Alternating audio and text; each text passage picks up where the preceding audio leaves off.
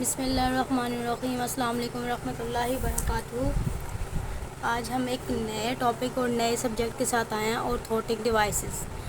तो सबसे पहले हम लोग अपर लिम्ब की ऑर्थोटिक डिवाइसेस होती क्या हैं। ऑर्थोटिक डिवाइसेस होती हैं मोस्टली जो एक्सटर्नली पेशेंट्स को दी जाती हैं। ठीक है, एक्सटर्नली पेशेंट को दी जाती हैं ताकि उनकी जो लिमिटेशंस है मूवमेंट में, जो उनकी मूवमेंट नहीं हो रही या उनकी कोई भी लिमिटेशन, कोई मसला है, जैसे कार्पल टनल सिंड्रोम हो गया या किसी पेशेंट का एटी टेंडन जो है वो हो गया, कॉन्ट्रैक्चर बनने जा रहे हैं, तो उनको थोड़ी ज़्यादा देर के लिए लेंथनिंग रखने के लिए, उसको लेंथन करने के लिए, उसको एक अच्छा उसकी लिमिटेशन जो एक्टिविटी लिमिटेशन है उसको कम हो रही है उसको ज़्यादा करने के लिए हम लोग जो यूज़ करते हैं डिवाइसेस, उनको कहते हैं ऑर्थोटिक डिवाइसेस। तो आज हम पढ़ेंगे कि अपर लिम्ब में हमारे पास कौन कौन सी ऑर्थोटिक डिवाइसेस यूज़ होती हैं। तो अपर लिम्ब में सबसे पहले हम पढ़ेंगे रिस्ट और हैंड ऑर्थोसिस कौन से होते हैं। सबसे पहले तो आप लोगों ने ऑर्थोटिक्स पढ़ने से पहले आपको ये चीज़ आप लोग देख लें कि आपने कैसे याद करना है, क्योंकि ऑर्थोटिक्स एक ऐसा सब्जेक्ट है जिसको पढ़ने में बहुत मुश्किल होती है। तो ऑर्थोटिक्स को पढ़ने का सबसे पहली टिप ये है कि आप सबसे पहले सारी जितनी भी ऑर्थोटिक डिवाइसेस हैं, मीन कि अगर आप अपर लिम्ब की, जैसे कि ये मैंने लिख लिया, अपर लिम्ब का आप करने लगे हैं और याद करने लगे हैं, तो आपको पहले ये इस तरह से आपने एक छोटा सा बना लेना है कि मैं अपर लिम्ब का लिखने लगा हूँ, याद करने लगा हूँ। तो अपर लिम्ब में हमारी कौन कौन सी डिवाइसेस यूज़ होती हैं, कौन कौन सी ऑर्थोटिक डिवाइसेस हम लोग इस्तेमाल करते हैं, या हम लोग कौन कौन सी डिवाइसेस रिकमेंड कर सकते हैं और किस मसले के लिए कौन सी होती हैं। तो पहले आपको नाम याद होने चाहिए। मोस्टली बच्चे ऐसे करते हैं, नाम याद नहीं करते, अंदर से एक्सप्लेनेशन याद कर लेते हैं। इसमें क्या होता है, जब एक्सप्लेनेशन याद करते हैं तो ऊपर से नाम ही नहीं याद, एक्सप्लेनेशन लिख देते हैं, नाम समझ नहीं आ रही क्या है। तो नाम इनके बहुत आसान होते हैं, आपको नाम से ही पता चल जाता है कि ये कौन सी डिवाइस हो सकती है। तो फर्स्ट ऑफ ऑल जी, पहली जो है हमारे पास बेसिक एंड शॉर्ट ओपोनेंट्स। अब यहाँ से देखें, opponents, basic and short opponents mean की छोटी सी डिवाइस होगी, जस्ट हमारे ये आगे जो कार्पो मेटाकार्पल फ्लेंजियल जॉइंट्स हैं और ये हमारा थंब है, इनको कवर करती है जस्ट डिवाइस। आपको इसकी मैं पिक्चर भी दिखाती हूँ कौन सी पिक्चर है। तो इसकी मैं आपको पिक्चर दिखा देती हूँ कि कौन सी होती है। तो ये है, आपको शो हो रही होगी, ये देखें, ये है जी हमारे पास कार्पो मेटाकार्पल फ्लेंजियल जॉइंट्स, और थंब को इसने क्या किया हुआ है, ये हमारे पास है बेसिक एंड शॉर्ट ओपोनेंट्स। ठीक है, अब आप नेक्स्ट जब पढ़ेंगे ना लॉन्ग ओपोनेंट्स, तो वहाँ से आपको समझ आएगी इसका नाम बेसिक एंड शॉर्ट क्यों है। ये सिर्फ और सिर्फ कवर किसको करती है हमारे पास, ये जस्ट हमें कवर करती है ये वाले जो कार्पल जॉइंट है और ये वाले जॉइंट, इनको सिर्फ कवर करती है और मोस्टली कार्पल टनल सिंड्रोम के पेशेंट को दी जाती है। सेकेंड हमारे पास है लॉन्ग ओपोनेंट्स या वोलर फोर आर्म रिस्ट। अब वोलर, अब ये देखो यहाँ से आपको नाम से याद हो जाएगा। पहले आपने शॉर्ट ओपोनेंट्स, अब long opponents. Long opponents means कि आपको ये वाले जितने भी पीछे वो लंबे जहाँ तक होगा पूरे हाथ को कवर करेगा। ठीक है, तो ये लॉन्ग ओपोनेंट्स होता है। ये भी हमारे पास यहाँ से अब नाम short opponents, basic and short opponents और लॉन्ग ओपोनेंट्स, यहाँ से नाम याद हो जाएगा कि हमारे पास छोटा लॉन्ग ओपोनेंट्स होते हैं, या इसको कहते हैं वोलर फोर आर्म रिस्ट। ठीक है, अब ये नाम आप याद करो, या ये यहाँ से दोनों नाम आपको इजीली हो जाएंगे। अब यहाँ से आपका तीसरा नाम भी आ जाता है, जब ये आप याद कर लोगे तो आपका तीसरा नाम भी आपको यहीं से याद हो जाएगा।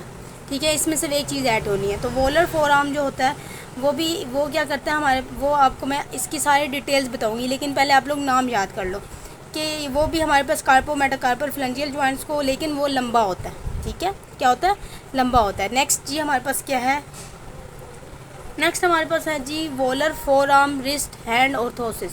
ये होता है स्टैटिक होता है। इसने क्या, स्टैटिक का मतलब होता है, इसका पूरा नाम है volar four arm static orthosis. ठीक है, क्या नाम है, volar four arm static orthosis. तो ये क्या करता है, टोटल पूरे हाथ को एक जगह पे रोक लेता है। वो उसमें क्या होता है कि पूरे का पूरा volar four arm static orthosis मतलब हाथ को पूरे इस तरह से वो एक जगह पे स्टैटिक करके रखता है, हाथ को हिलने देता है, हाथ को बिल्कुल इमोबिलाइज कर देता है।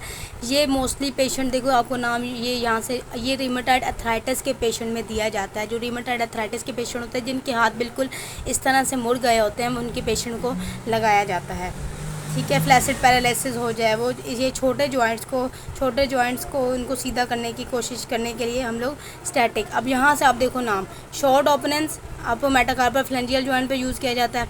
लॉन्ग ओपनेंस, ठीक है, ये पूरा पीछे तक जाता है, ये भी कार्पो मेटाकार्पल फ्लेंजियल जॉइंट। उसके बाद स्टैटिक में क्या होता है, टोटल ये जो नीचे वाला हिस्सा होता है उसकी मैं आपको पिक्चर शेयर दिखाती हूँ। ये आपको शो हो रहा है, ये देखें, ये है जी हमारे पास स्टैटिक। इसने देखो पूरा जो डोर सरफेस है इसकी पूरी, उसकी क्या किया, इसको स्टैटिक कर दिया, इसको हिलने नहीं दे रहा। ठीक है, ये हमारे पास है। ये देखो, इस तरह के पेशेंट अगर हो तो इसमें यूज़ की जाती है। ये देखें, ये वाले इसमें ये यूज़ किया जाता है। नेक्स्ट हमारे पास आएगा wrist driven प्रीहेंशन orthosis.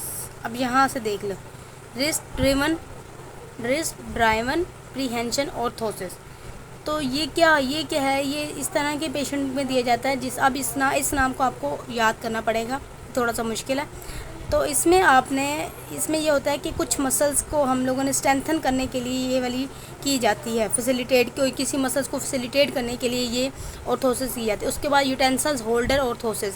Utensils holder मतलब जो पेशेंट पकड़ ही नहीं सकते, किसी चीज़ को उठा ही नहीं सकते, उस तरह की, उसकी भी मैं आपको पिक्चर दिखाती हूँ कि वो किस तरह का होता है। ये ऊपर वाले जितने थे वो सारे थे स्टैटिक ऑर्थोसिस। अब नीचे वाले जो हम पढ़े हैं वो डायनेमिक, मतलब हिलने जुलने वाले। तो उसकी पिक्चर ये है, ये आपको नज़र आ रहा है, यूटेंसिल्स होल्डर। तो ये देखिए, ये किस तरह से बनाया जाता है। ये मूवेबल होता है, आप इजीली अपनी फिंगर्स को कर सकते हो। ये असिस्ट करता है ताकि आप अपनी चीज़ें उठा सको कुछ। ये यूटेंसिल्स ऑर्थोसिस होता है। ठीक है, नेक्स्ट आ गया हमारे पास एक्सटर्नली पाउडर प्रीहेंशन यूनिट।